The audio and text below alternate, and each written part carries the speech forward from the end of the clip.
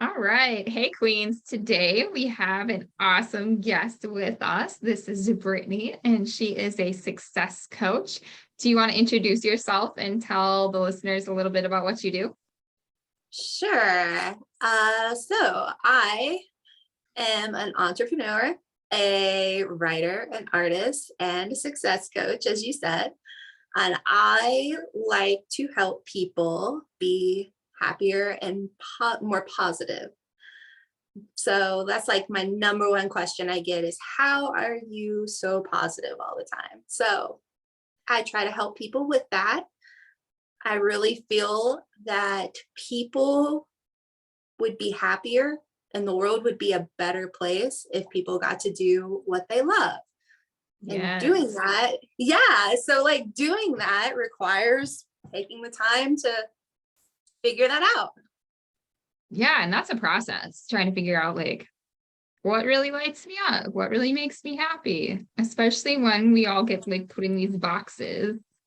Like, you're good at this, so you should do this. And then you're just doing it and you're just like, but I hate it. Right?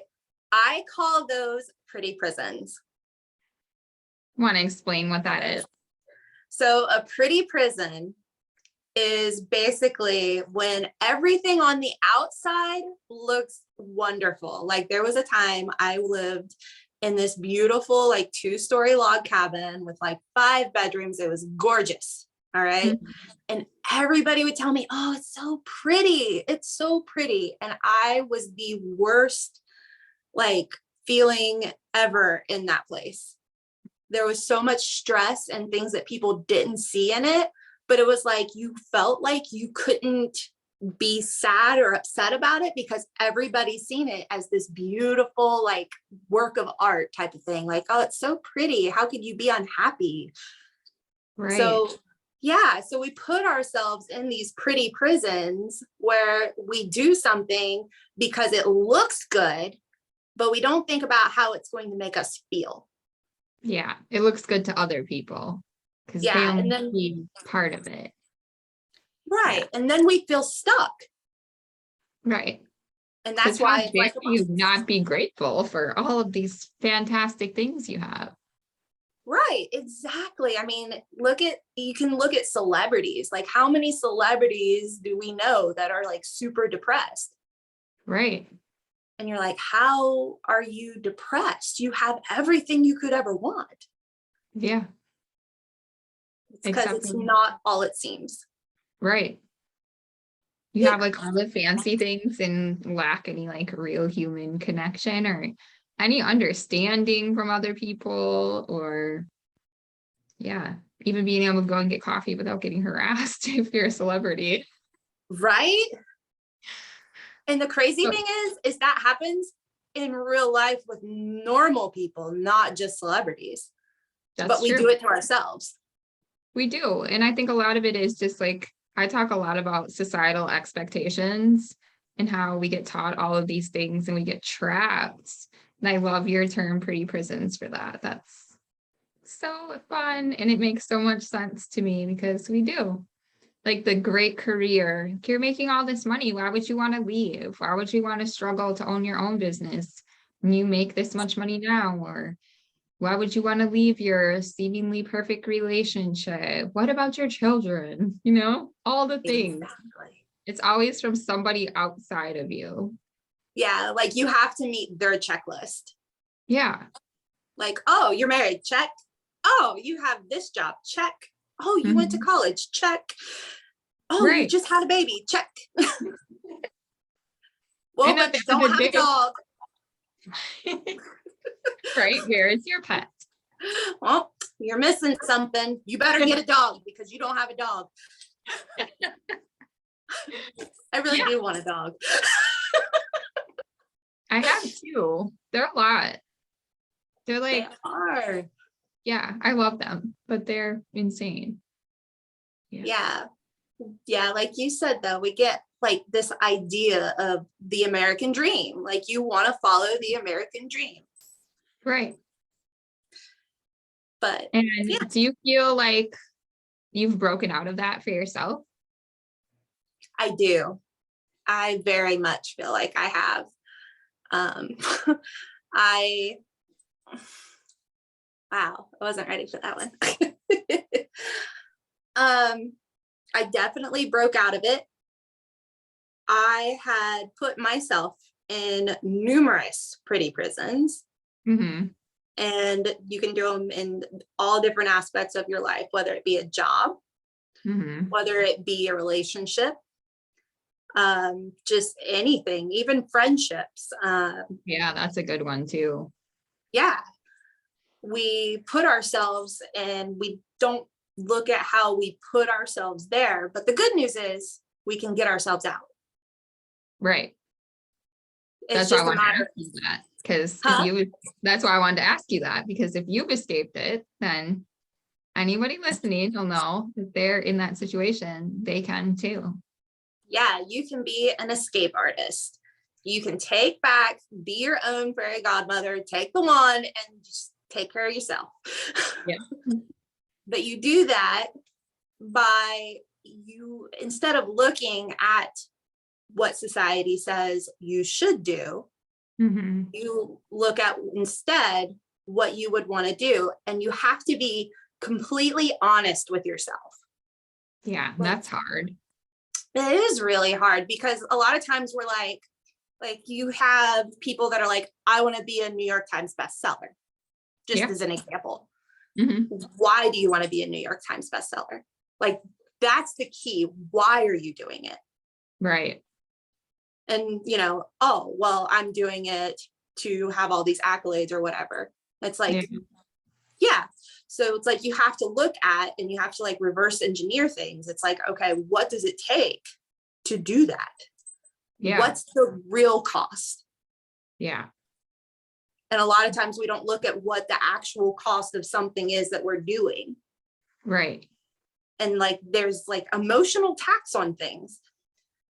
So For for sure. me, it all started with I heard one person say, you are responsible for being where you are. And it's like I had to take that ownership, like, okay, I accepted getting to where I am. Yeah. How do I get out of it? So instead of being focused on the I'm stuck, I'm stuck, I'm stuck, Yeah. it's like go around it. It's almost like the whole like pothole analogy, or like, if you're driving your car and you're looking at a pothole and you focus on the pothole, you'll probably hit it.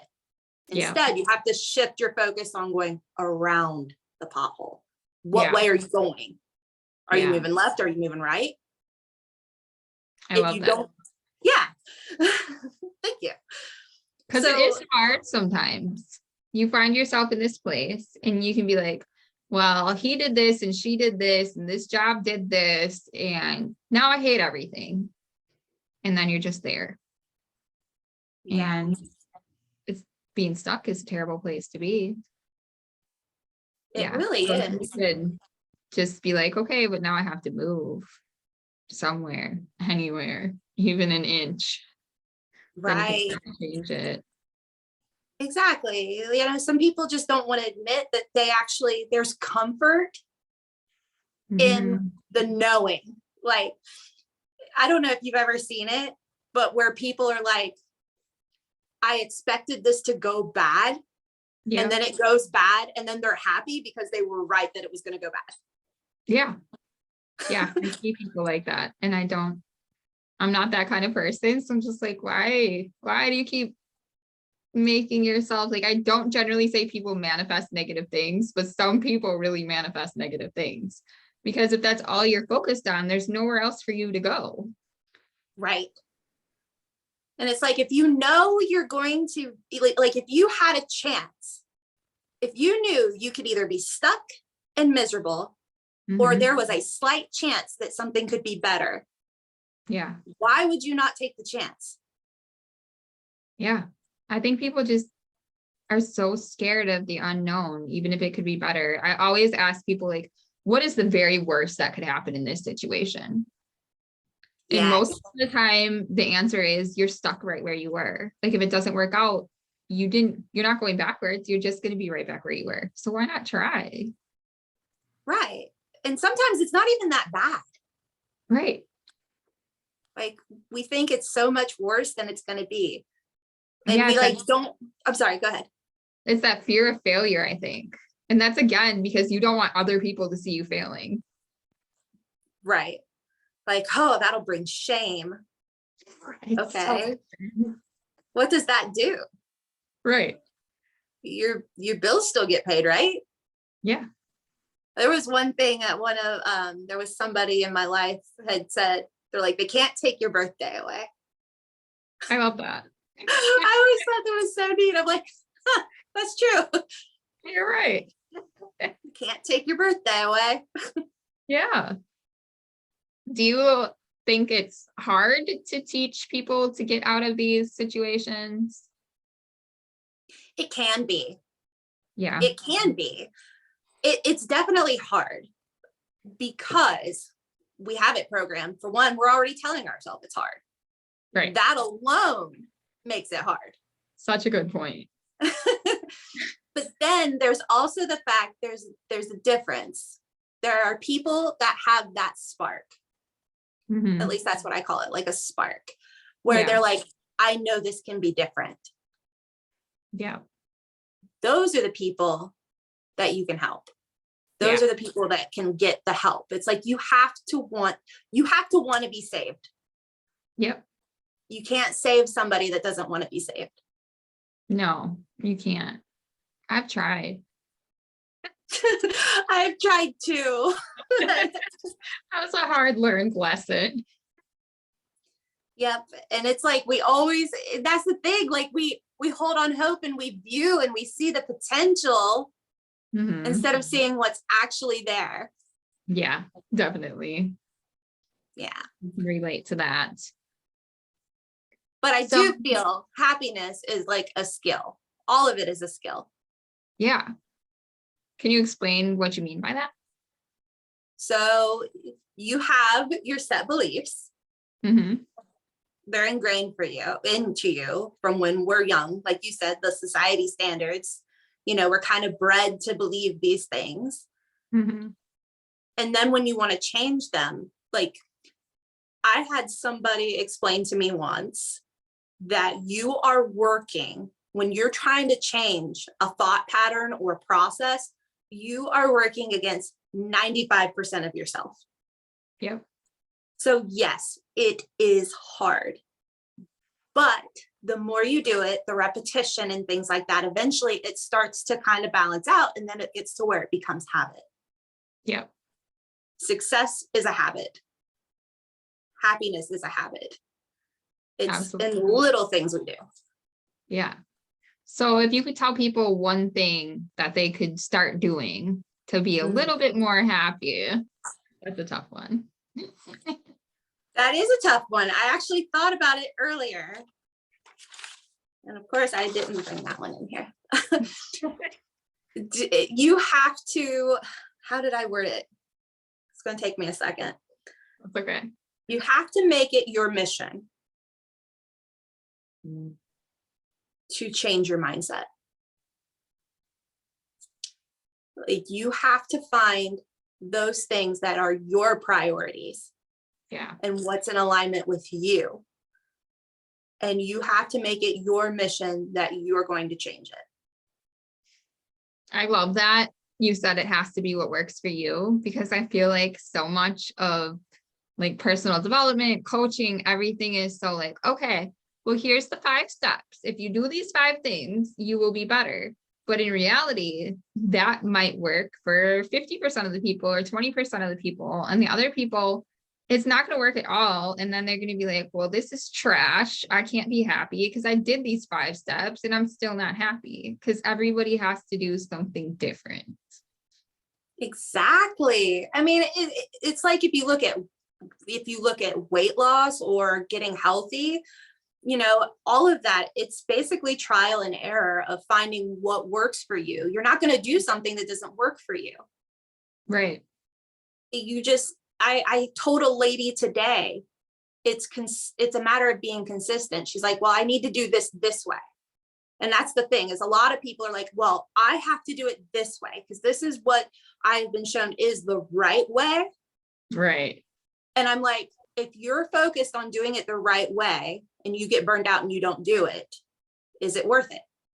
Right. I said consistency over. Yes. I would rather see you do something consistently than to do something once and then give up. Yeah, I agree. The And that's same what I thing. used to tell my personal training clients too. Like, they'll go so extreme, like from nothing to I need to do an hour workout 7 days a week. And I'm like, can we just try for like 30 minutes 3 times a week and then see how that works out for you in your schedule? Like, commit to 3 days consistently instead of being like, I used to watch TV all night. Now I'm going to work out every day. And then you fail on day 4 and then you quit. Right. And not to mention, what feels better than accomplishing your goal and then taking it beyond that? Yes. So it's like, I set it for 3, but I achieved 5. Yeah. It feels so much better than, oh, I made it through those 5. Exactly. Yes. Yeah. So I think that's important for everybody to know. You just got to do what works for you. Yeah. After you choose, make the choice. Like you said, you have to make it your mission to be happier. Reprogram your mindset in ways that work for you. Exactly. And it's like success and happiness are different for everyone. Some people love being a workaholic. They get a thrill from working their butts off and hustling. And then there's some people that funny story. I went on a date and I told this guy about what I wanted to do and achieve. And he looks at me and he told me, that sounds like a lot of work. And I'm like, but if you enjoy it and it's what you want to do. Yeah. And like, I remember they were in a position where I'm like, you could do this for yourself. Because in my mind, for me, what success is to me is I love like Tony Robbins' version of it. I want to do what I want, when I want, how I want, with who I want. Yep. I think when I want, I don't know if I said that one already. But basically, to me, it's having choice. Yes. Choice and flexibility. Like, it's not a dollar sign. Yeah. It's a feeling. Yes, I totally agree. Yeah, that's what it is for me too. Yeah. Having control over my own life. Not anybody outside of my life telling me like, you need to be here at this time. I would die. I had to sit in the same place all day, every day, being told what to do. But for some people, that's their dream. Like, if it works for you, but yeah. Yeah, exactly. It's like, if you're fine where you're at, then more power to you. Go for it. Like, if you're happy, if you can sit there at the end of the day and say you're fulfilled and happy with what you're doing. Yeah. That's a win. Yeah, exactly. So I have a fun question for you. I'm ready. What is something people often misunderstand about you? Oh, that's a good one. I get taken the wrong way a lot of times. I get excited about things. Like, I get very passionate. And sometimes that passion like gets kind of misconstrued. What do they take it as? Huh? What do they take your passion as instead of? Sometimes they'll like take it as I might be like worked up or upset, and it's like, no, I'm not mad. I'm not mad. I'm not angry. Like, this is something, this is my soul coming out. Like, this is like, let me just be on my soapbox for like 5 seconds. Yeah. I love when I catch people in those moments. Like, when you talk about something you love, people look so different. Like, people's face lights up and you can like see that spark in their eyes. I love that. When I can help people find like that thing that makes them feel like that, there's nothing better than that. I agree. Yeah. I agree. Like that is the best feeling in the world. It is. Yeah. I love to see people passionate and inspired. Exactly. And it can be the littlest thing too. Don't you like love it when somebody like, even if it's something like small, like it's like the people that stop to smell the roses. And it's like I didn't even know that rose was there until you pointed it out. And you're like, man, I'm really glad you pointed. I didn't realize how much I like that. Yeah. It's like, wow, my world just got better just because you brought this to my attention. Yes. I love that. And I love people like that. Yeah. Yeah. That's so good. Yeah. What makes you feel like your best self, or what inspires you? What makes me feel like my best self or inspires me? I love a good underdog story. Yeah. I love the whole like, like you said, it's almost that whole light, the lighting up of someone. Like if you are able to take something, and even if it helps one person, if you put this out and one person does something small and minute, just something, I don't know, maybe it's they made their bed. Okay. Like it could be that small, like they made their bed. For all we know, it's somebody that hasn't been able to get out of their bed for like 2 weeks. Right. That's huge. Yeah. That stuff inspires me. That's the stuff that keeps me going. That like that little glimmer of hope. Like if you can do, I go to work. I've actually had that. Another thing that like people misconstrue about me is I treat people how I want to be treated. That is like my code. That is my personal code. And when I do that, naturally, I try to be the person that I would want to meet. Right. A lot of people, unfortunately, are so used to people doing that with an agenda. Yeah. That they don't believe it. Yeah. And that breaks my heart. Yeah. I hate that too. Do you find that happens like out in the real world or on social more, or both? Ooh. I feel there's a lot more fake people on social. Yes. I feel there's because they can hide. Yeah. Body language don't lie. This is a good point. Yes. That and I don't know. I like to view social in like it, to some people that's a world to be somebody that they're not. Yeah. To me, it's my place to be me. Yeah.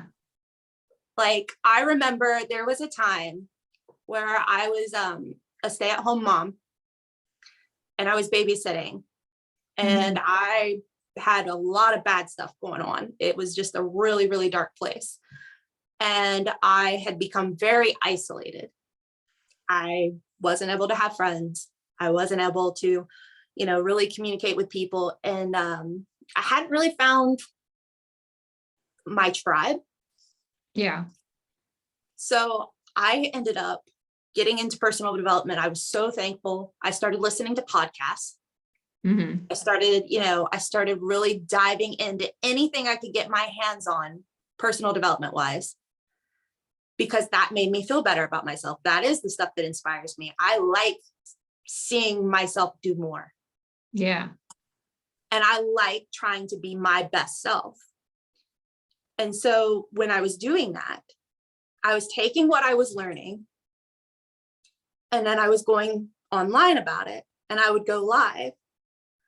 And just being in the certain social circles online, I was finding people. I'm like, I'm not alone. Yeah. And this is okay to do, because that was another thing. Nobody understood personal development. It was mocked. Right. Like like you're goofy for working on yourself. Right. Like, I don't know. There was like this whole stigma to it in this area. And then also I'm in a very, very small area too, where if you start talking about online business or, wanting to have a business and it's something that's unheard of, Yeah. like nobody gets it, and you don't really have anybody to talk to about it. And you try to talk about these big grandiose ideas and you're all excited because you see the potential in something, and it's like crickets. And then people look at you like, I have no idea what this girl's talking about right now. Like, she's a little cuckoo. Because I'm not in a super small town. Like Appleton is a decent sized area, but it's still a lot of people that don't really understand the coaching industry. They don't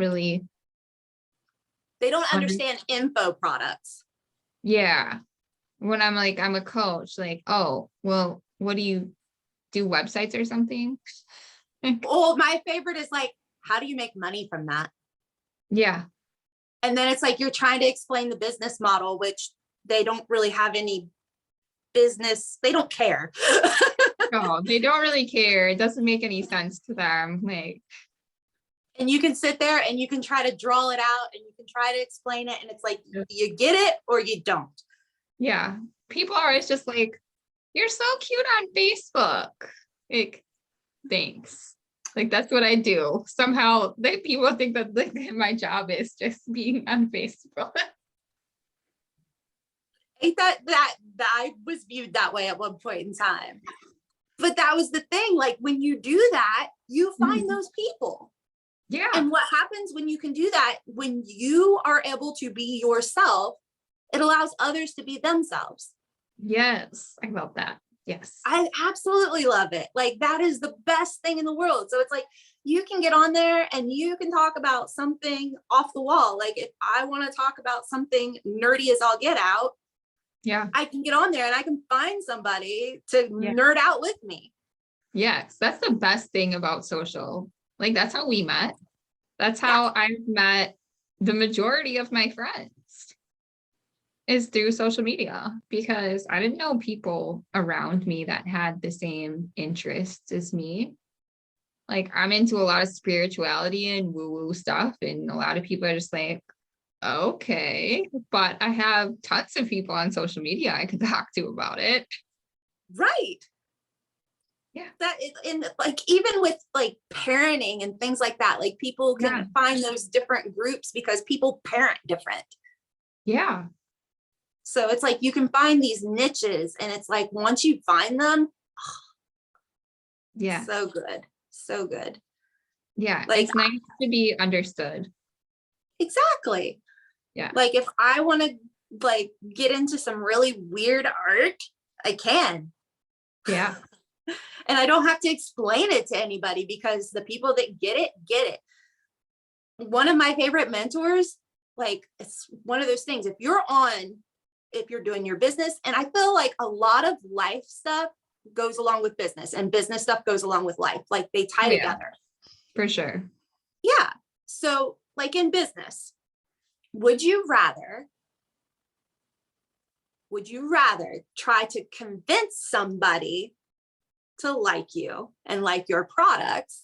Or would you rather have a group of people that absolutely are like, oh my gosh, she has the most amazing personality. I trust her. I just take my money. Just take my money, and then it's like, people don't understand. Huh? I want 1 million of those people. Right? But people don't understand that you do that in life too. Like, why would you end up wanting to have people around you that you have to convince? And why is it you're trying to impress somebody? It's like, you're always going to have to impress them. That is such a good point, because I never really thought about it. I think about that in business, but I never really thought about that as like a real life scenario. And we all do that at some point. Like you Yeah. want the other sports moms to like you, or people at church if you go to church, or PTA moms, or whatever your people are that you end up seeing on a daily basis. I They was come. definitely thinking the PTA moms, the ones that have to like, oh, I have to bring snacks. I'm like, I run from the PTA moms. I'm super Then you got the involved, soccer but moms. Yeah, I'm a crazy basketball mom. that's awesome. Yeah. And I get along with most of those moms, but it's So still like, far. it's hard to relate to some people though, if their whole life is focused around their family. Like I understand caring about your family, being there for your family, but I find a lot of women just forget that they are a person and they're Yes. just a mom. Like, what do you do for fun? They're like, they look at me like I'm insane. I Like, love that you brought that up. you don't have any hobbies? They're like, no. How do you have time for that? Like, They lose their identity. yeah, And then when they become empty nesters, it's what do I do? yeah. What do I do now? Stalk their children, Yeah. cry, get divorced. It turns into Like, a whole wait, thing if you don't have an it does. identity. Yeah, That's cue midlife crisis. right. Yeah. I'll Yeah. never forget when I started getting more hobbies, probably like 6, 7 years ago. My kids started not being toddler, like they were all past the toddler age, so I could start doing more stuff. They thought I was having a midlife crisis then because I have a lot of hobbies. And they're like, it's so weird that you want to do stuff all the time. I'm like, no, your friends' moms that refuse to leave their house without their children are weird. Right. I mean, I agree. I was thinking about that the other day because I had mom guilt Yeah, because when I was a stay-at-home mom, it wasn't enough for me. Like it's like I'm like I want to do more. I want to feel like I'm contributing. You know, yeah, of course, that is the most important job you have is raising your kids. right. But there's more. Yeah, Like that's part of you. That's not all of you. That is part of you. right. And I'm like, there's some people I don't understand, and it's a pet peeve of mine. People that stay home and like possibly don't work, and they're like, well, I can't work. I can't do anything. And it's like, well, you're saying you can't. We have the internet. Yeah, There is plenty you can do. yeah. I don't know how people sit and do nothing all the time. I don't know either. I I mean, find a I lot like of my moms moment. that like they like throw themselves into making their kids do all of these things, like all the Yes. activities. So they're always busy because they're like, well, I have to take Brooklyn and whoever, Grayson and Brooklyn and Joey to band and dance and soccer and basketball every day. And I just don't have any time left. I'm like, did you do that on purpose? Or moms that constantly, and I don't mean any disrespect, by all means, but the people that have to clean their house 24/7. Yeah. Your kids aren't going to I mean, is that really what you want them to remember? We had a clean house. Yeah. You know, it's like, no, let's make some memories. Yeah. And show your How are kids you? that they can be people when they grow up, not just Yeah. a house cleaner and nanny. I had one person tell me that because they're busy all the time. And Mhm. actually I've had it come about a lot lately where people are like, I have to stay busy because if I have time to think, it probably wouldn't be good. I'm Yeah, like, to me, that's cue that you need to take some time to think. absolutely. Because they're just not processing anything then. It's They're all going to avoiding. come up eventually. They're going to get sick, get some kind of autoimmune disease, get horrible anxiety. Like that stuff doesn't go away. No. It shows up somewhere. It's like it's another type of addiction, really. Yeah. You know, some people might turn to alcohol or drugs of some sort, and like avoiding and keeping yourself busy like that. It's the same type of thing. Like, oh, you gotta keep going, stay on that hamster wheel. Yeah. That's part of the reason that so many people lost it when everything shut down, because they Yes. didn't know how to be alone with themselves and their thoughts. Meanwhile, I was Exactly. like, this is so lovely. I don't have to leave my house. Right? It's like, oh, I can't come over. I'm sorry. Yeah. For the first couple months. Then I'm like, okay, I'm bored now. Oh my gosh. Me, I was like, oh my goodness, I finally have the time to do all the things I wanted to do. Yeah, I did so much. Did you too? I did, but the sad thing is, it shouldn't have took that to do it. That's a good point too. It shouldn't have took that. If that was something I really wanted to do, I mean, if anything, it opened my eyes to the fact that it's like, again, like with the boundaries and the, it's one of those things like you should make time for that. You Yeah, know, if that's important to you, you should make time for it. absolutely. That's part of happiness too. It is. It really is. Like, I mean, some people, and I mean, that's fine. Like, if you want to sit there and you want to binge watch Netflix for days on end, more, do it. If that's what's going to make you happy. I have days where I'm like, I do have days where I don't do anything. Yeah, I do have those days because you do need to have those occasionally. yeah, You got to have time to reset, and you got to be able to think. And that was another thing for me is the last like 2 years, I have taken a lot of time besides with COVID, because let's face it, even though there was COVID and people having to stay away, no, not everybody listened.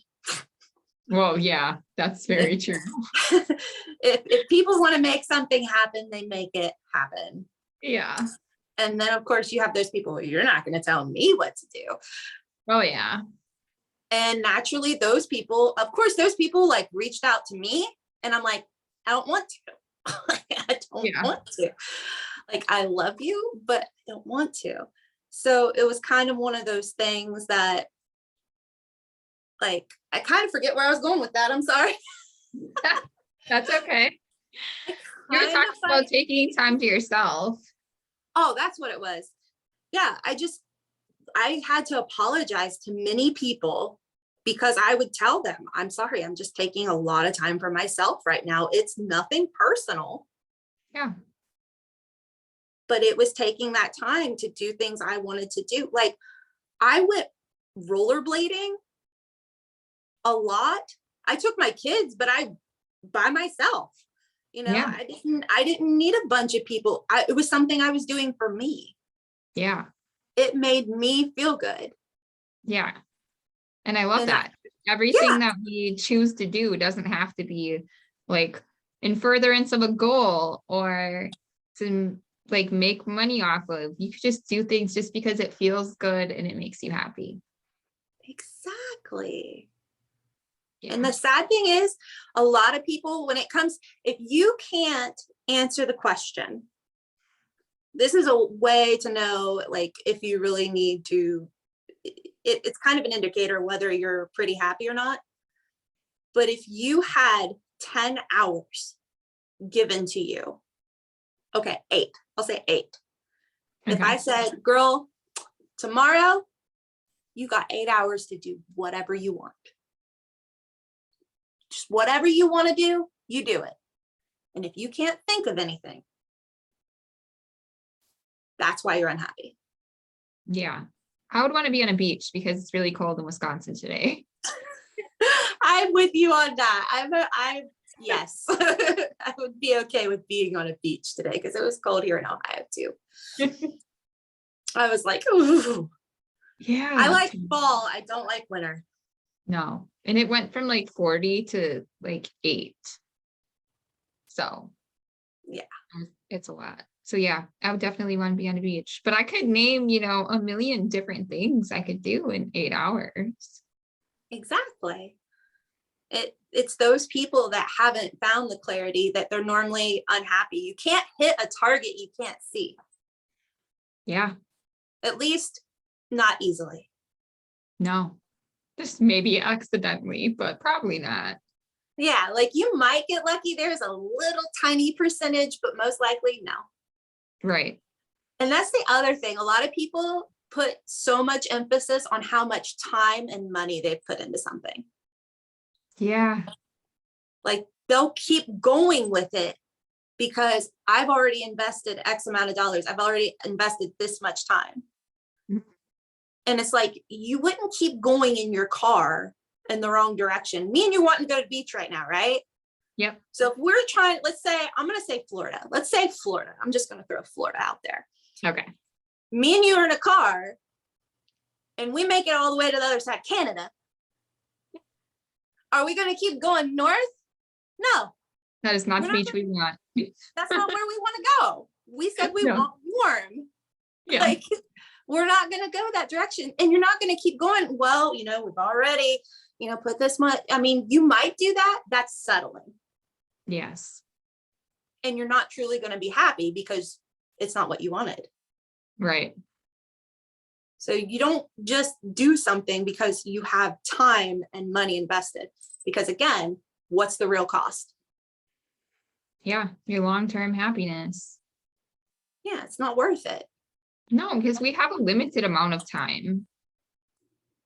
So all the time we spend, even if it's an extra month, 2 months, because I hear a lot of people say like, well, I can stick it out for another 6 months, or I can stick it out for another 5 years. I can retire in 5 years. So you're going to be unhappy for another 5 years. You don't know if you have 5 years. We Yep. never know. That's such a good point. And you're just like putting these make believe deadlines on when you're going to start doing things that make you happy. Yeah, start living today. Why wait till tomorrow? Right. Why? I remember that was something when I went through my divorce. They said to me, you really want to throw 12 years down the drain? And I replied saying, I don't want 12 more. And that's a problem. Yeah. Again, it's like one of those things. Well, we've invested this much time, and it's like, but would I want to do it again? Yeah. No. No. Then you might as well cut your losses right now, as soon as you realize it, and start living the life you actually want. Exactly. Yeah. Yeah. Just gotta know where those priorities are. Was there like a moment that you realized like I need to start living my life for me? Did something happen, or you just like woke up fed up one day? Well, first of all, it is kind of a wake-up call. It happened gradually. Mm-hmm. Because it was one of those things. I was so focused, my happiness, I had defined happiness to me. And I had it in my mind after watching, growing up. I didn't want to be a quitter. Right. I was like, I don't want to be a quitter. And I was like, the thing that makes me happy, and I know where my priority is as far as, I just didn't know how to go about it. Like, to me, relationships are everything. That is the most important thing to me. Yeah. But my issue is I had put myself in the fact of, and I used to wear it like a badge of honor. Like, I'm happy making other people happy. Yeah. And I never realized how ego driven that was. Like, that's actually kind of a selfish thing to say. Right. And I hadn't realized that, because I'm not really making them happy to make them happy. I'm making them happy to make me happy. Yeah. So I kept pushing And I started realizing that it didn't matter how happy, how positive, it didn't matter how I was if the other person doesn't want to be happy. Right. And eventually, over time, I got sick of the fight. Yeah. I'm like, I can't keep doing this. I'm like, this is holding me back. Yeah. And I kept telling myself kind of that whole pretty prison. I was like, or like how you just said, I'll be happy when. I'll be happy when we have a different house. I'll be happy when we live and our kids go to this certain school. I'll be happy when this happens. So I kept putting off my happiness, just thinking, I just need to make it last just a little bit longer. And if I just love enough, and if I'm mentally tough enough, I got this. Yeah. Spoiler alert, I didn't have this. I didn't have this. And those things all finally lined up because I'm a go-getter. Yeah. I definitely go after the things I want. Yeah. They all lined up and I seen it. And again, for me, I was investing all of my happiness in a person instead of trying to take responsibility for making myself happy. Yeah. And then I started seeing, it's like, I can't do this. Like, I'm not happy. And then it was one of those things too, that like, I started feeling I was getting in trouble for things out of my control. Yeah. And so that was very eye-opening. And I would say probably the biggest determining factor for me, because I mean, it was a long process. It was probably 10 years in the making. Yeah. Because I started secretly, as I'm like doing dishes and everything, I'm listening to, personal development. And to me, when I was doing that, I'm like, I'm trying to make myself happy for my family. Right. And when you start doing those kinds of things, you finally hit this fork in the road where it's like, you either grow with me or you don't. Yeah. And patterns don't lie.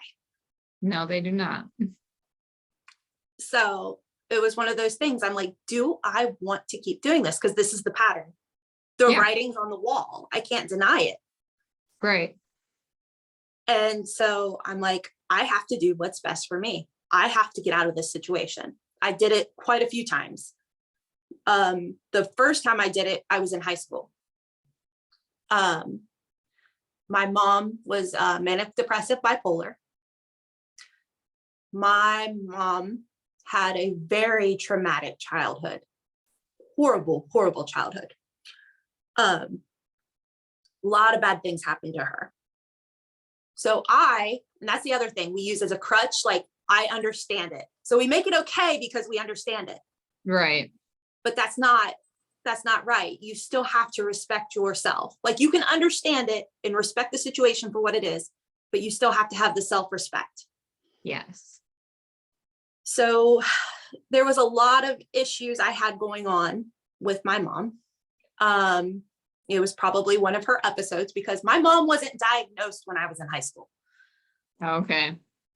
And so she also got into a really bad accident at her work. She got caught in a conveyor belt because she worked in a factory. Because that's what you do in this area. You either work in a factory. Yeah. Or if you're lucky, you have you work for the village or the city or whatever, but most of your people work in a factory in this area. Right. Right. That's a very Midwest thing. Yeah. Yeah. Or they're farmers. Oh yeah. Or they're farmers. So my mom, with her hair back in a ponytail, her hair gets caught in a conveyor belt. Oh no. And she has to pull herself out of this machine to keep herself from getting crushed. In doing so, she had a big old bald spot on the back of her head about that big. And she pulled all her trapezius muscles to the point of scar tissue. That's traumatic. It wrecked her. It wrecked that woman. And when it came to the aftercare for it, they just kept giving her pills for Oh, everything. yeah. Pills on pills on pills on pills, instead of teaching other coping, more holistic, I'm not saying there's anything wrong with medication that's needed, Yeah. but I feel like the full spectrum needed to be done. Like, you need to learn the cognitive side of it. Did I Yeah. lose you? Okay. Sorry. um, Yeah. so I agree. when all that happened, I immediately, like, that was life-changing for me. That really hit me as far as having codependency, because then I became responsible. My mom was laid up on the couch, Yeah. passed out from her medications after being hurt. And they kept, like I said, they kept prescribing her more and more. We ended up taking a full bag, like a Walmart size bag or like a shopping bag, Yeah. full of narcotics from her. They basically made my mom a drug addict. Yeah. That's what they do. And with all this happening, I have a younger brother. So I have no choice. Like, I have to step up and I have to take care of, this. And one of her boyfriends, because she had guys that came and went. Right. There was a time, like, he got into this whole thing where all he could keep down was orange soda. I went to go get orange soda with my permit. And it was like 11 o'clock at night. And I live in this small town that has one light. Yeah. They don't have it. My thought, this is the only thing this man is keeping down. I need to get this so he lives. Like, this is important. So Yeah. I drive to the next town, which is 20 minutes away, Yeah. get it, go in, straight in, get it, come back home. My mom made me, again, she's not medicated at this time as far as for manic bipolar. Right. But she's on these other things. Yeah. That's a great combination. Yeah, it's fabulous. It's so great. And she ended up telling me, you need to turn in your softball uniform. And that was I played softball and volleyball. Those are the only two sports I played. And not that I was like great, but it was like one of those things, like, I'm hoping I could get a scholarship Right. for college. She's like, you're going to need to turn in your uniform because they're not going to want you after missing a month, because you did what you wanted to do and you deliberately did that, knowing like that I was being conniving, like I was being disobedient. And I was like, I was crushed.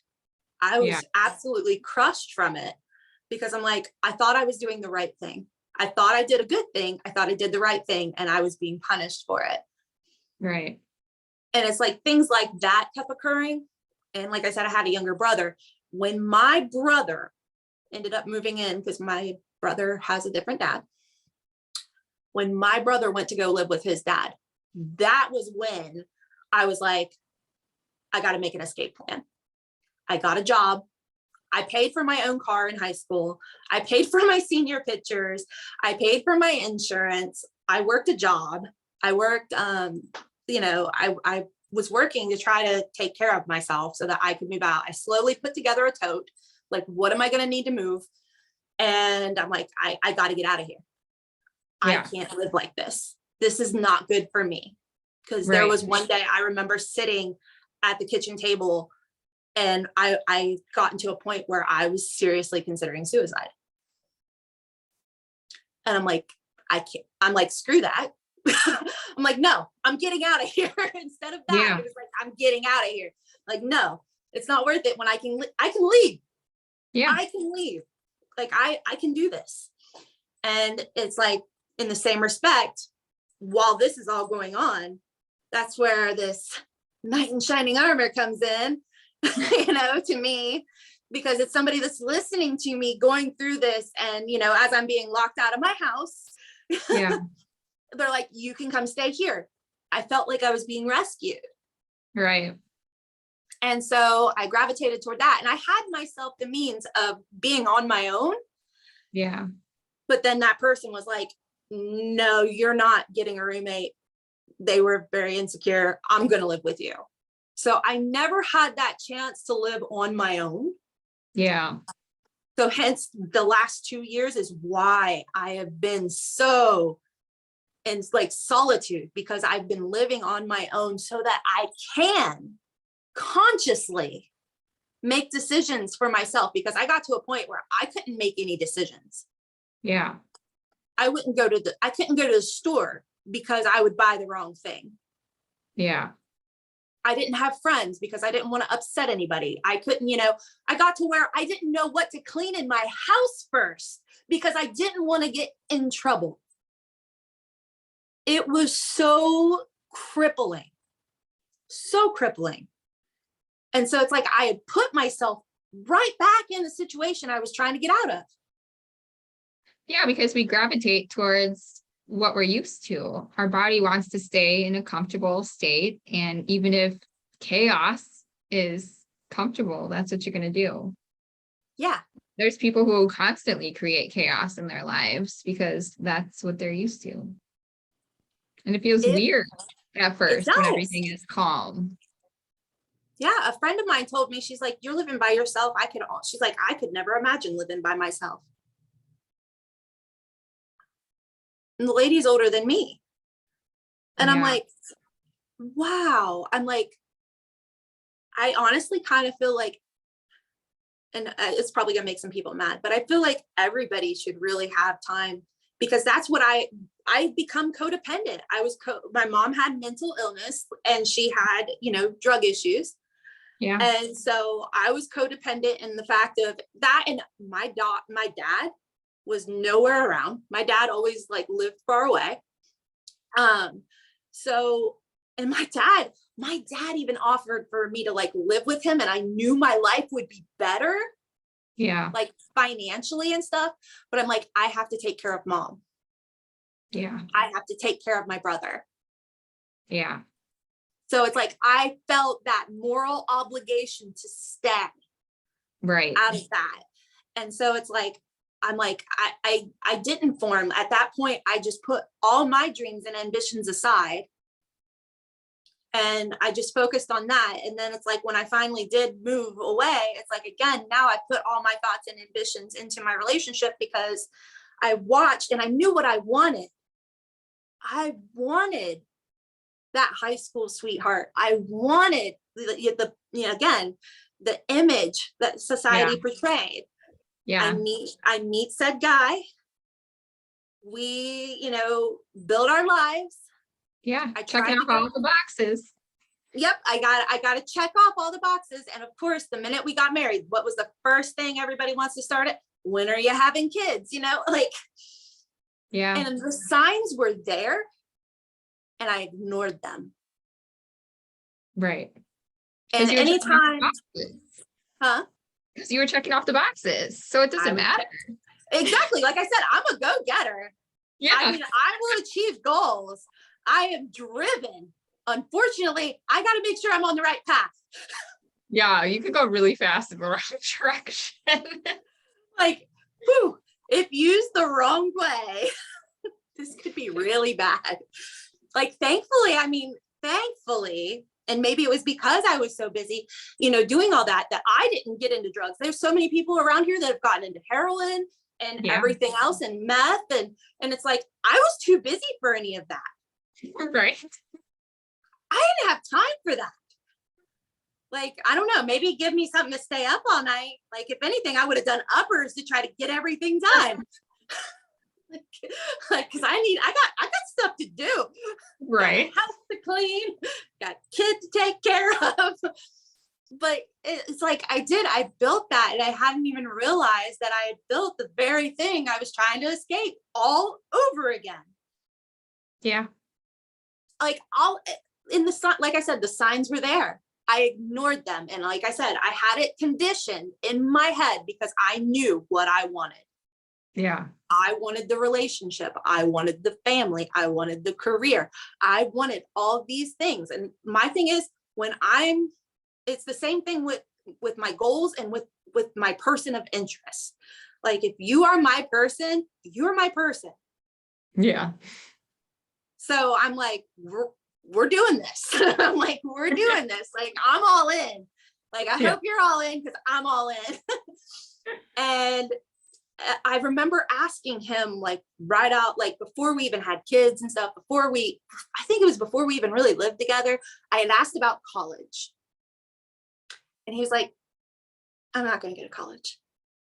And I'm like, well, I can't go to college then, because if I go to college, we're not going to make it.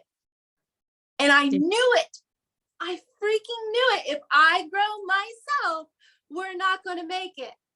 Yeah. I knew then at like 17 years old. And I ignored it because I'm like, this is what I want. Right. But it wasn't what I wanted. No. And then because I was so unhappy and realizing that, like, I can't make you happy, and I'm not making me happy because I'm trying to make somebody happy that isn't taking the time to find out what makes them happy. Yeah. And like this, we're just going in circles. And I that was the conversation I had. And that was probably like the most defining point. Like the whole week before that conversation happened where we split, I didn't eat for a week. Oh, wow. I couldn't. And I was a big girl. So I get that nobody would have noticed because I had gained. I was like,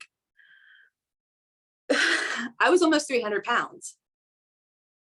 Because I couldn't make decisions and I couldn't do things for myself. Like it was one of those things like, you know how you're out and about and you're like, oh, I'm going to stop by the store to pick this up. Yeah. Seems like such a meaningless, easy thing to do. Right. I wasn't allowed to do those things. No, you should just come home first. And then if I did it, you should have came home. And then I feel guilty. I'm like, oh my gosh, I disappointed you. Yeah. I'm so awful. So awful. So I did like even the littlest things. So it's like, I remember I took my dog for a walk and the comment was made like, it doesn't work if you only do it once. And you get to where you hear that so much. Yeah. You feed, like you said, you manifest it because you're feeding your brain. Yeah. You're keeping it there. Yeah. So again, yeah, I'm fighting that 95%. That's what I did the last 2 years is I fought that 95%. So now would you say, how happy are you now? Oh, That I am way happy. Like talking to you right now is amazing. Like I'm thrilled. I'm tickled to death. I love that. This was something I loved doing. Yes. I love having these conversations, like real life conversations. Let's talk about real life problems that women really go through. And we don't talk about because heaven forbid somebody know that there was problems in your life and everything isn't perfect. And that's a lot of the reason why people don't want to like do personal development or do therapy or any of that, because that insinuates, oh, I'm wanting to get happier. That means I'm not happy. Yeah. When instead we need to think of it as I'm wanting to feed that happiness. I'm happy. Why not see how much happier I can get? Right. Like let's see how far we can go with this. I mean, we're already this happy. Let's take this up a notch. Exactly. Just keep getting better. Right. And for me, I think a lot of it is just like being able to remain calm in situations that I wouldn't have in the past. Like I'm already happy, but now I'm also not just like flipping out about every random thing that happens. Like I see people are so angry, just so angry. Like, how are you guys so angry? How do you live every day? You're gonna have a heart attack. Right. And I'm just sitting back like, it's light. Like, and some of them, I just want to hug them. Like some of them I see, they're so anxious. And I will literally tell people, yeah, nobody's going to die. Yeah. Calm down. Nobody's going to die. It's okay. Yeah. But they do like this, you know, oh, well, we have to have this done at this time. Who says? Yeah. Okay. So what happens if you don't? It's late. Yeah. Okay. It's late. Yeah. Question for you. Okay. How do you feel about baby showers? I don't really care about them. Me neither. If I go to a baby shower, I must really, really freaking care for you. You better be like immediate family or whatever. I can go and I can like get into the games and be, very social. And it looks like I'm enjoying it because I will make the best of it by all Right. means. If I'm there, I'm going to make the best of it, but I don't want to. No. I don't wanna. I don't wanna. I'm not gonna. So, I and can't then even remember people. the last time I went to a baby shower. So, have you had people invite you to something and then you tell them no and they like wig out on you? No, people think I'm a bitch, so they don't really try me. Probably just choose not to talk to me, and I'm okay with that. There was one person, well, I invited you on Facebook, and I'm like, first of all, if you want me somewhere, don't hit me up on social. Right. Like, if it's important, you're going to text that to me or call me. Right. Minimally. Yeah. Don't expect me to see it. Do you not understand how congested all that is? Oh my God. That's what I say too. People send me event notifications and then they're like, I invited you, like, where? On Facebook. Like, do you know the level of notifications I get on Facebook? Like, there's just no way. I don't see half my notifications. I tell people that all the time. Like, I get 10,000 notifications a day. I have 5,000 people on Facebook. I get a lot of notifications. You better inbox me if you want me to know something. Exactly. But that's the thing. Like, so whenever, like with a baby shower, why would you want someone there that doesn't want to be there? Yeah. A lot of people are like, well, you need to be here. You need to be here for me. You need to be here for me. I need you here. And they'll even tell you, you don't have to bring anything. I just want you here. Yeah. And it's like, okay, but why would you want, like, I went and seen the lights. Mm-hmm. Beautiful, by the way. If you get the chance to do something like that, oh my gosh, do it. It's gorgeous. Yeah. Absolutely breathtaking. But a friend of mine, really close friend of mine that I've known since second grade, was supposed to go with me. Mm-hmm. She's like, hey, I'm sick. I'm sorry. I can't go. Please don't hate me. I'm like, did you really just apologize for being sick? Yeah, that is what we do. Like, please don't. I'm like, first of all, if you're sick, you're not going to have a good time. And I'm going to be worried about you having a good time. So I'm not going to have a good time. Yeah. Like, nobody's going to have a good time in this situation. Right. Why would you go? Yeah. That's the same thing. I had a party this weekend because my birthday is next weekend. And a lot of people didn't show up that told me that they were showing up. Happy birthday, by the way. Thanks. I didn't care who came and who didn't come. I was going to have fun if I was the only person there. And Yeah. people are apologizing. I'm so sorry. I'm so sorry. I'm so sorry. I was like, sorry for what? Like, I had fun. You could have had fun too. It wasn't working out for your schedule, or you're having a bad day, or whatever the story was. That's okay. I don't require anything of anybody. Exactly. And that's how it should be. I mean, honestly, if you want to be instantly happier, like right now, Mm-hmm. get rid of your expectations. Yeah. Because that's what ends up letting us down is our expectations. Yeah. If you want to be there, be there. Like how I said the other day, if you're going to do a good deed, do it because you want to do it. Yeah. Don't do it expecting something in return. Right. Like people get mad if they say, you tell somebody hi, you Mm-hmm. expect like that exchange. Right. I say hi, you say hi back. And then you Yeah. get mad if they don't say hi back because you had the expectation that they were going to say it back. Right. But it's like, shouldn't you just be saying hi because you wanted to say hi? Yeah. Exactly. Yeah. Like otherwise, what are you doing it for? You're doing it for the return. Yeah. Yeah. Doing it just so you can get something back. Yeah. I have another question for you. Okay. What do you want your life to look like in 5 years? Ooh, in 5 years? That's a tough one. Well, here's the thing. We tend to,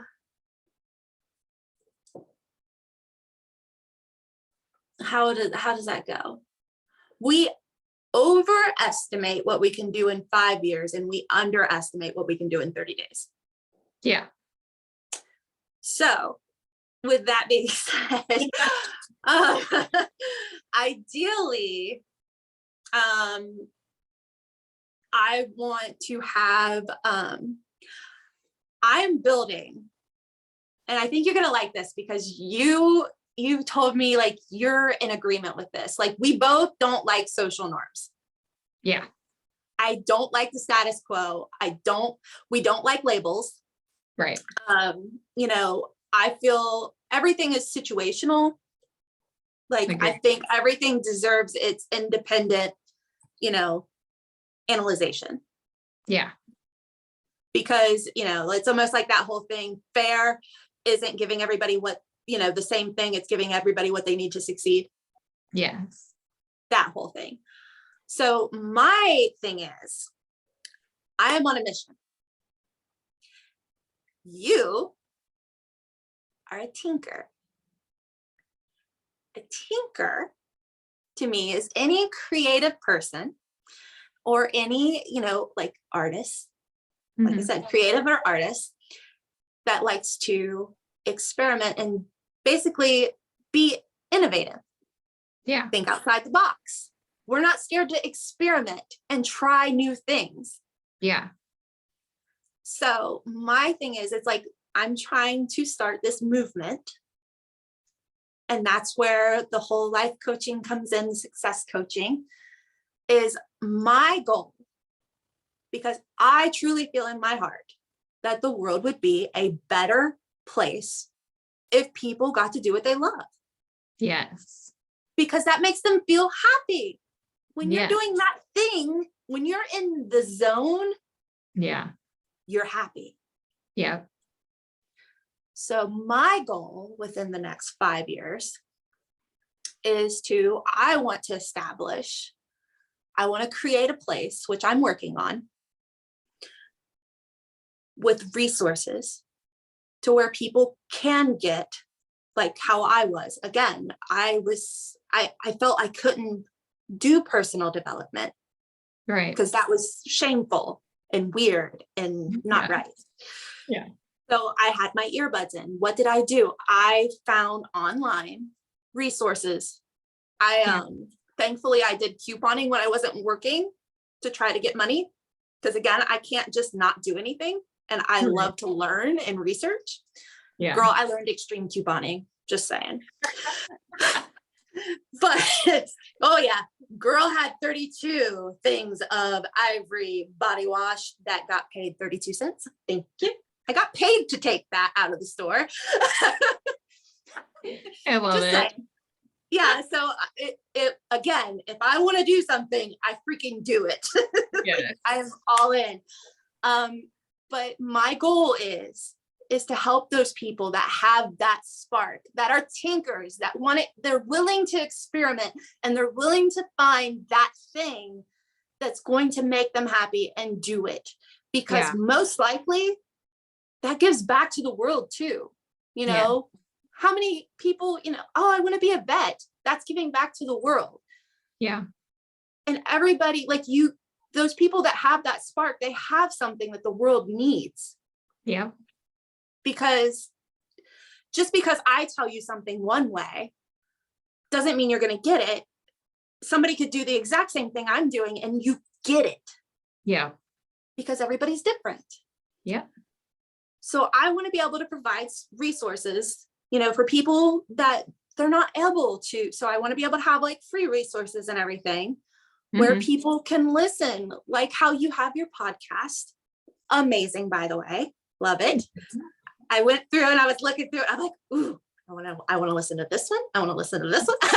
but but for those people that have that spark, but they need the how.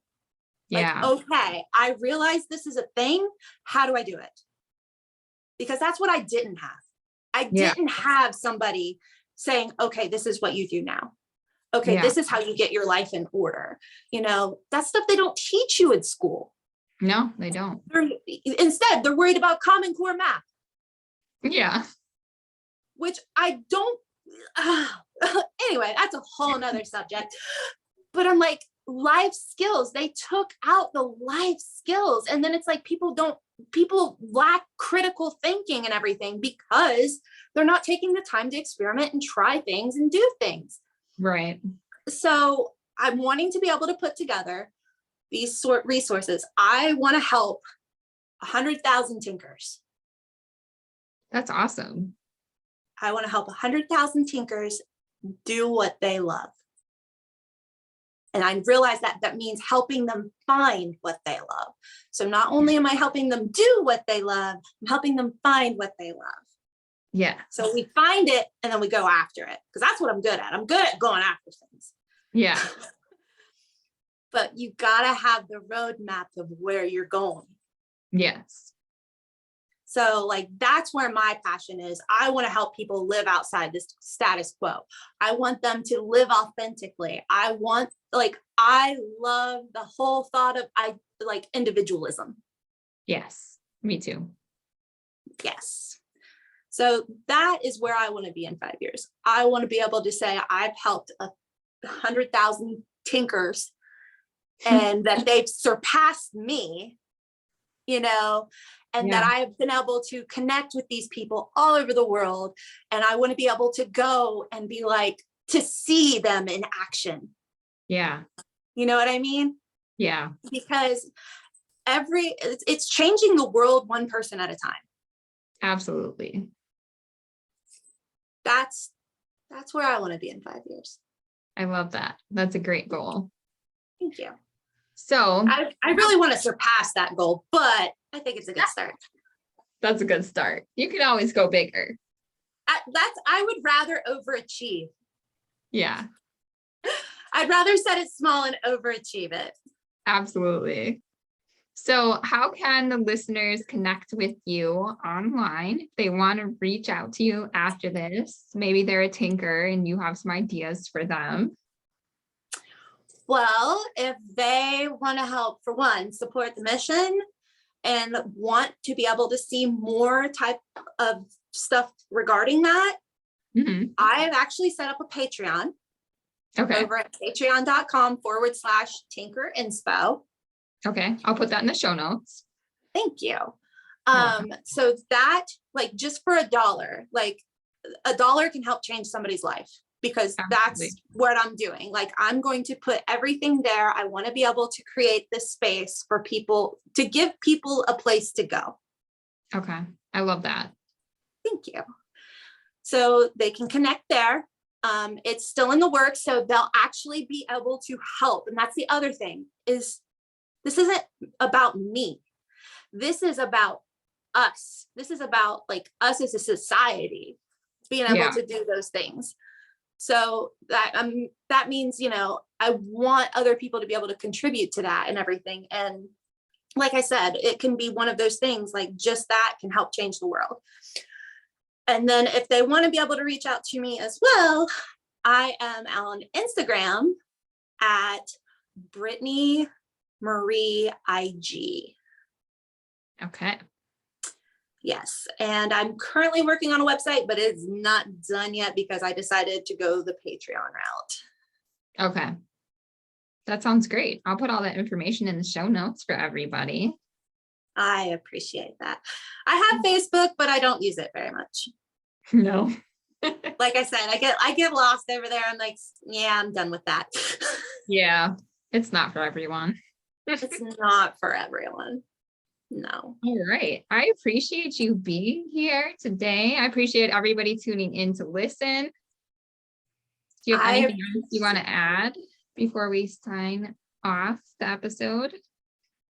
Yeah, I want your listeners to know it is your job to see your vision. Yes. Yes, we can't do that for you. Yep, it is. Well, and I say that, like, don't let anybody stand in the way of your vision just because they don't understand it. Oh yeah, that's a really good point, because I rarely have people that understand what I'm trying to do or what I'm doing until I'm like in the middle of it. And then they're like, oh, I kind of get it now.